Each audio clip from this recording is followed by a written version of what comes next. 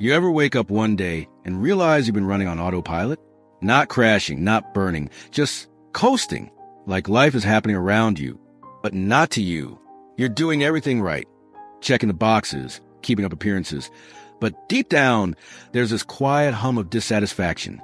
It's not loud, not dramatic, just persistent, a feeling that something's missing, something's stuck. And here's the wild part. Most people ignore that feeling. They drown out with noise, scrolling, binge watching, overworking, overspending, anything to avoid sitting with it. But you've noticed. You see the loading bar stuck at 87%, and that realization alone puts you ahead of most. Awareness is rare. But here's the catch. Awareness without action is just another loop, another cycle of I should, I wish, and maybe someday. Let's be real. Change doesn't come wrapped in motivation. It's not some lightning bolt moment that suddenly transforms everything. No, change is quiet. It's in the small, boring decisions. It's in the moment you stop making excuses, stop waiting for the right time, and start moving, messy, unprepared, but moving. You don't need a grand plan. You don't need permission. You just need one decision. No more waiting. And that's where most people get stuck. Because the moment you decide to step out of the cycle, discomfort shows up like an old friend knocking on your door. Fear will whisper that you're not ready, that you might fail, that maybe you should just stay where it's safe. But here's what they don't tell you. Growth doesn't feel good at first.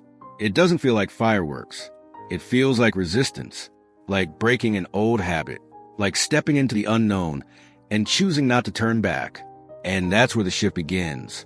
When you stop outsourcing your change to fate, luck, or the next motivational video and finally take the wheel.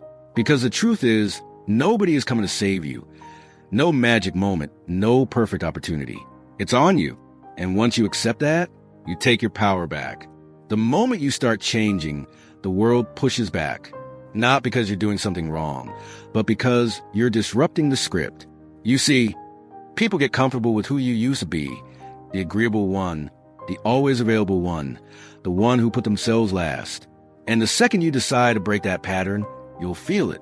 Some will question you. Asterisk, why are you acting different? Asterisk, asterisk, you used to be more fun. Asterisk, asterisk, you're being distant.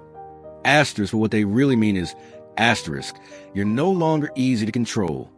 Asterisk, and that makes people uncomfortable. Not because you're hurting them, but because your growth exposes where they're still stuck. This is the part where most people cave. They shrink back, soften their edges, make themselves smaller just to fit into the spaces they've outgrown. But here's the truth. If your growth threatens someone, that's their battle, not yours. You're not responsible for their discomfort. You're responsible for your own evolution. Because real change, it costs you something. It might cost you relationships that thrived on your silence. It might cost you habits that numbed your potential. It might even cost you the version of yourself that felt safe but wasn't truly living. And that's terrifying at first. Letting go of the familiar, stepping into the unknown. But staying the same, shrinking to fit, that's a slow death. So you have a choice. You can go back to pleasing, back to over-explaining, back to dimming your light to keep others comfortable. Or you can stand firm, even when it's uncomfortable, even when it feels lonely at times. Because on the other side of that discomfort is something powerful, freedom. The kind of freedom that comes when you stop seeking validation and start owning who you are unapologetically. And here's the kicker. When you finally stop bending over backward for approval, you don't lose respect. You gain it, not because you're louder, but because you're rooted. Not because you demand attention, but because you carry yourself differently.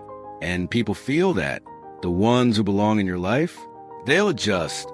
The ones who don't, they'll fall away. And that's not a loss, it's alignment. Something strange happens when you stop living for other people's expectations. You get your energy back. You stop running on empty. Stop feeling stretched too thin. Stop saying yes when your soul is screaming no. And suddenly, life feels different. Not because the world changed, but because asterisk you did. You start noticing things. The conversations that used to drain you, you naturally step away from them. The relationships that only survive because you overgave, they start fading.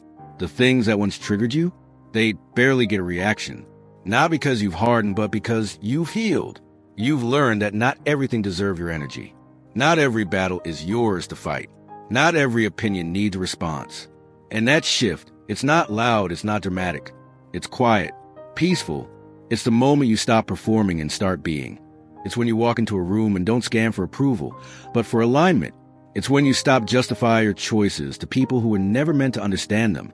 It's when you finally accept that you don't need permission to exist as your fullest self. And here's the best part.